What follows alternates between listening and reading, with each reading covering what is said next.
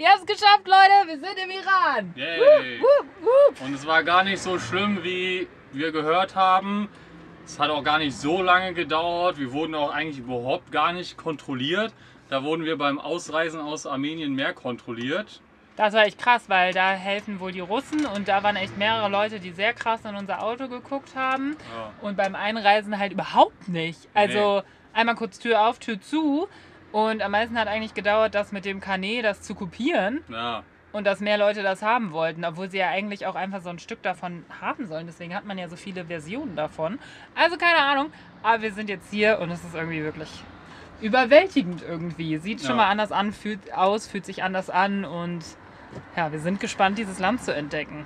Jetzt fahren wir erstmal zum Übernachtungsplatz, bevor es jetzt zu dunkel wird, weil die Hauptstraße nach Tebris ist irgendwie gesperrt. Das heißt, wir müssen über die Bergstraße, aber da wollten wir sowieso lang fahren, von daher alles gut. Sind noch ein bisschen lost natürlich ohne Bargeld und SIM-Card, aber das ist voll okay, das haben wir wie gesagt so geplant. Und los geht's!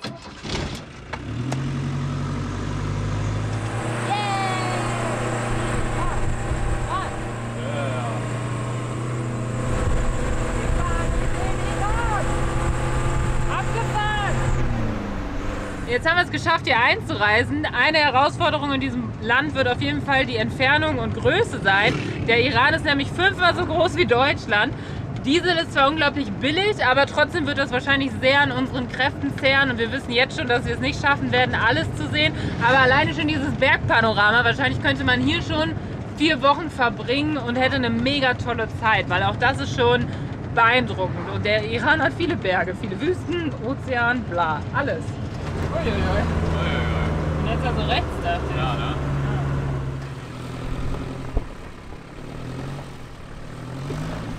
Stopp!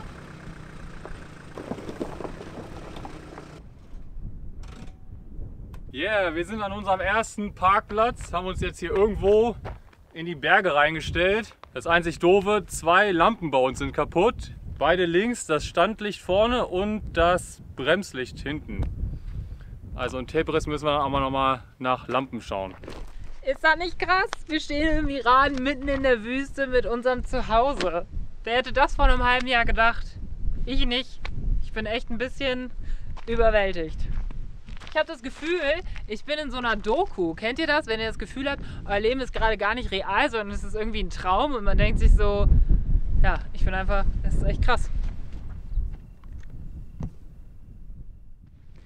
Einen wunderschönen guten Morgen. Wir hatten eine echt gute erste Nacht, weil wir uns ja hier wirklich so ein bisschen versteckt zwischen die Berge gestellt haben. Es war super ruhig. Vor allem, was wir irgendwie auch länger nicht mehr hatten, überhaupt keine Hunde zu hören, was richtig schön war, weil in Armenien haben irgendwie wirklich immer überall irgendwelche Hunde gebellt. Und bevor es gleich weitergeht, laufen wir jetzt hier noch mal ein bisschen rum. Temperaturen sind auch echt gut. Also das ist, glaube ich, ganz nice, dass wir jetzt im Herbst quasi hier sind, weil es nachts einfach kühl wird und morgens und abends dann kühl ist. Und tagsüber wird es dann zwischendurch wahrscheinlich heiß. Und es kommt natürlich auch darauf an, wie weit, wo wir dann noch so hinfahren, wie sich das dann auch noch mal ändern wird.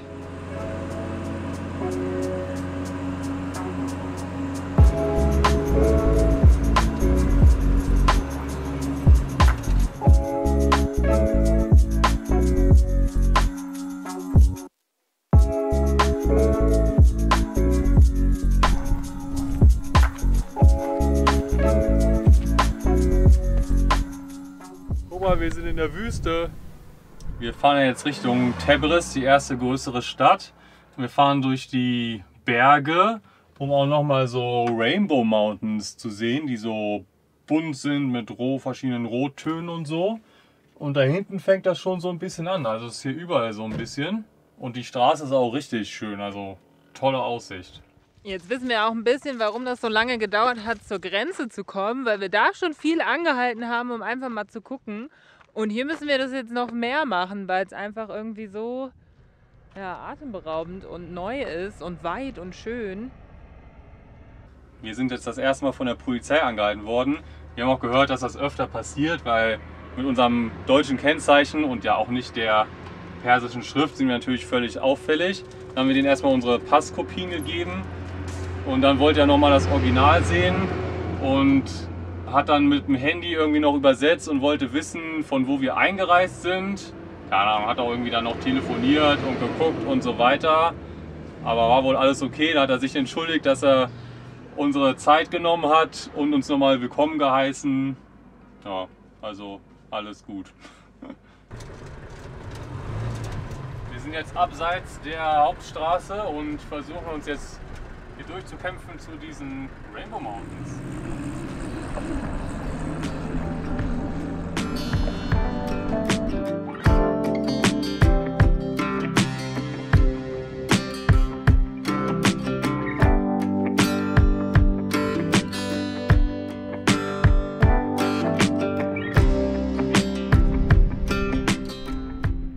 Wir sind jetzt in so einer Gegend, wo es diese Rainbow Mountains gibt und wir haben die auch schon ganz viel von der Straße aus gesehen. Hier sieht man sie auch teilweise, es ist immer so rötlich und dann so weiß und so rötlich. Hier ist es allerdings ein bisschen mehr bewachsen, deswegen sieht man diese Schichten nicht so gut. Aber generell ist diese Landschaft auch schon wieder was ganz anderes als heute Morgen und irgendwie ist es jetzt schon irgendwie Wahnsinn, wie vielseitig das ist. Wir sind heute nur einen Tag durch den Iran gefahren und haben schon wieder so viel gesehen und genießen jetzt den Abend. Gleich geht die Sonne unter, machen einen kurzen Spaziergang und morgen geht es dann weiter. Wir sind jetzt an so einem Feld gelandet und sind uns jetzt überhaupt nicht sicher, ob das noch irgendwie bewirtschaftet wird oder halt nicht. Aber hier hängen so, wir denken mal, Mini-Wassermelonen. Vielleicht sind die großen auch schon abgeerntet oder man hat es halt zurückgelassen und jetzt machen die Pflanzen so ein bisschen, was sie wollen. Okay, Feldforscherinnen Laura und Mariano haben jetzt herausgefunden, dass es sich wahrscheinlich um Kürbisse handelt, denn alle Indizien sprechen dafür. Hier sind nämlich Kürbiskerne, also der hier war schon offen. Und wenn das hier ein Kürbis ist, ist die Wahrscheinlichkeit, dass die anderen welche sind, ziemlich hoch, würden wir sagen. Übrigens ist ja auch eine andere Zeitzone. Das Lustige ist, es ist nicht so, wie man es normal kennt, eine Stunde Verschiebung, sondern eine halbe Stunde. Also von Deutschland ist jetzt gerade der Unterschied 1,5 Stunden. Und wir haben das eben zufällig gemerkt, weil das eine Handy hat sich eben schon von selbst umgestellt und das andere noch nicht. Das ist noch auf armenischer Zeit, wo jetzt 19:30 Uhr ist. Und hier ist jetzt noch eine halbe Stunde früher, nämlich erst 19 Uhr. Was uns ein bisschen verwirrt, weil wir sind eigentlich weiter nach Osten gefahren, deswegen müsste es ja eigentlich später sein. Aber es ist früher. Aber vielleicht ändert sich das dann, wenn die Sommerzeit zu Ende ist.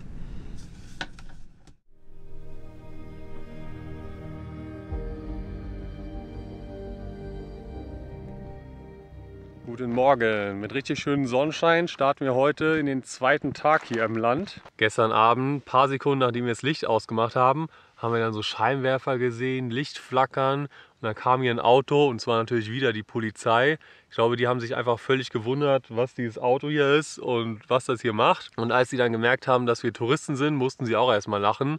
Also keine Ahnung, was sie sich gedacht haben. Aber wir haben dann noch gefragt, ob es okay ist, hier zu schlafen. War alles ganz nett. Mussten kurz unseren Pass zeigen und dann sind sie auch wieder gefahren. Und ich glaube, es ist echt, weil wir in einer nicht so touristischen Gegend sind. An irgendwelchen Sehenswürdigkeiten wird es dann wahrscheinlich nicht so sein, weil da ist ja klar, dass überall Touris langfahren. Aber hier auf dem Feld im Nirgendwo, da guckt man dann lieber wohl mal nach. Uns ist auch aufgefallen, dass das Reisen jetzt ein bisschen anders ist, weil wir halt nur diese 45 Tage haben. Vielleicht können wir unser Visa noch verlängern. Aber mit diesem begrenzten Zeitraum ist man schon so ein bisschen gestresst und wir müssen echt überlegen, was wir alles sehen wollen und wie viel wir fahren müssen. Weil vom einen Ende zum anderen Ende des Landes sind es, glaube ich, so 3000 Kilometer. Und das in 45 Tagen, da müssen wir echt jeden Tag viel fahren. Und wenn wir mal irgendwo mal 2-3 Tage stehen bleiben wollen, dann müssen wir halt noch mehr fahren am nächsten Tag. Also es ist echt schon so ein bisschen anderes Reisegefühl jetzt. Salam.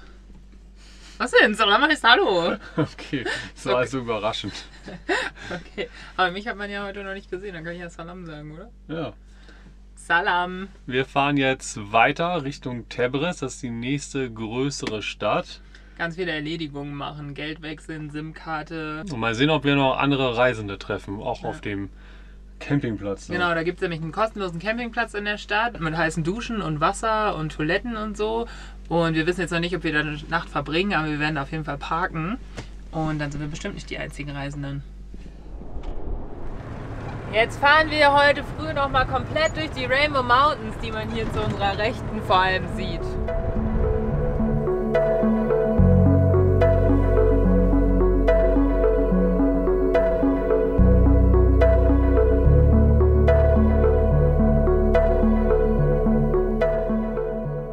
Wir haben jetzt extra nochmal angehalten, sind ausgestiegen, um hier ein bisschen rumzulaufen und uns die Rainbow Mountains nochmal genauer anzugucken. Und ich weiß, die gibt es auch woanders, aber ich muss sagen, ich hätte nicht gedacht, dass es so ein großes Areal ist und es so viele davon gibt. Gestern haben wir die irgendwie gesucht, aber beim Fahren haben wir das irgendwie gar nicht so gesehen. Aber diese ganze Region ist halt voll davon.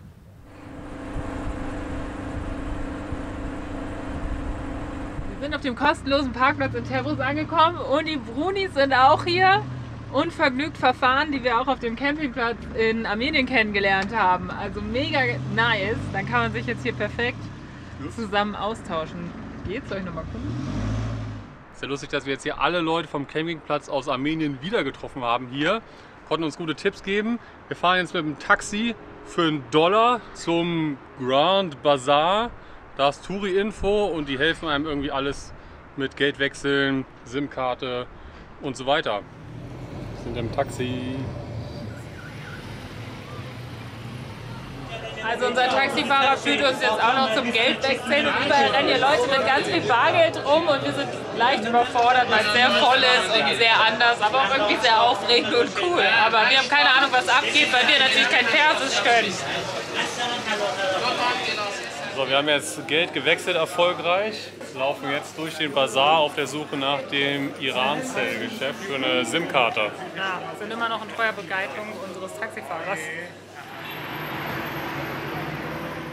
So, das nächste To-Do abgehakt. Wir haben jetzt eine SIM-Karte von Iran-Cell. Aber noch funktioniert nichts. Nee, hat noch nicht so ganz funktioniert. Und um 16 Uhr wird das Netz ja sowieso abgeschaltet. Also kümmern wir uns da morgen weiter drum. Aber wir haben sie schon mal.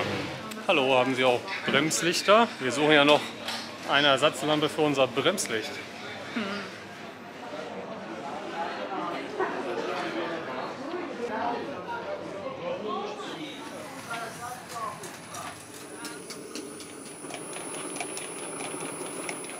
Also wir haben jetzt in diesem tollen Geschäft Tahini, Erdnussbutter und Olivenöl gekauft, alles aus persischen Lebensmitteln. Und dieser Bazar ist einfach total cool, weil hier nicht so viele Touris sind. Also wir laufen hier so ein bisschen entspannt durch die Gegend, ohne dauernd angequatscht zu werden. Also klar werden wir angeguckt, aber es ist irgendwie total entspannt und nicht so wie in, glaube ich, Istanbul oder so, wo man sofort angelabert wird. Und das ist gerade was richtig Cooles, einfach mal rumzugucken und sich das anzuschauen. Meine Mutter hat mir schon erzählt, dass hier in Tebris der größte Teppichbazar der Welt ist. Und jetzt haben wir anscheinend die Teppichabteilung auch gefunden. Also inzwischen haben wir uns jetzt auch verlaufen. Wir wissen gar nicht mehr, wo wir jetzt hergekommen sind. So, wir sind jetzt hier in diesem Basar-Labyrinth auf so einen Hinterhof geflüchtet. Laura versucht gerade nochmal mit dem VPN das Internet zu aktivieren, dass wir mal zu Hause Bescheid sagen können, dass es uns gut geht. Ich wollte euch auch nochmal unseren Batzen Geld zeigen. Für 100 € haben wir jetzt knapp über 30 Millionen Rial bekommen. Das ist zum Beispiel ein 1-Millionen-Schein. Und das Verwirrende ist, dass man, wenn man einkaufen geht, dann wird aber von der Währung Toman gesprochen. Zum Beispiel, wenn etwas 100 Toman kostet, das steht jetzt hier, glaube ich, sogar so drauf. Wobei Toman auch nochmal anders ist. Toman ist nämlich eigentlich nur eine Null weniger als Rial. Aber der Sprachgebrauch, da nimmt man 4 Nullen weniger. Also wenn jemand sagt 100 Toman, dann sind es eigentlich 100.000 Toman, was dann 1 Million Rial sind. Also das sind jetzt so etwa 3 €. Nicht verstanden, wir auch nicht ganz. Aber jetzt sind wir hier Multimillionäre. Yeah. Den Witz hat auch noch nie jemand vorher gebracht, der im Iran unterwegs war. Aber nee, sind wir, toll. Ja. Und jetzt geht's zurück zum Campingplatz. Auf dem Weg nach Hause. So, wir haben es geschafft. Wir sind zurück. Puh, das war jetzt aber auch irgendwie echt viel. Viel gelaufen, wenig gegessen, viele Eindrücke, viele Menschen. Erschöpft einen auch schnell. Ja.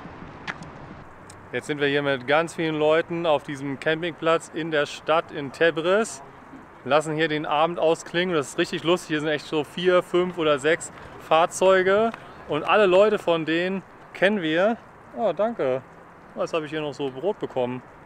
Es ist halt lustig, dass wir hier alle so im Iran sind und jetzt hier zusammen sitzen und uns alle schon kennen.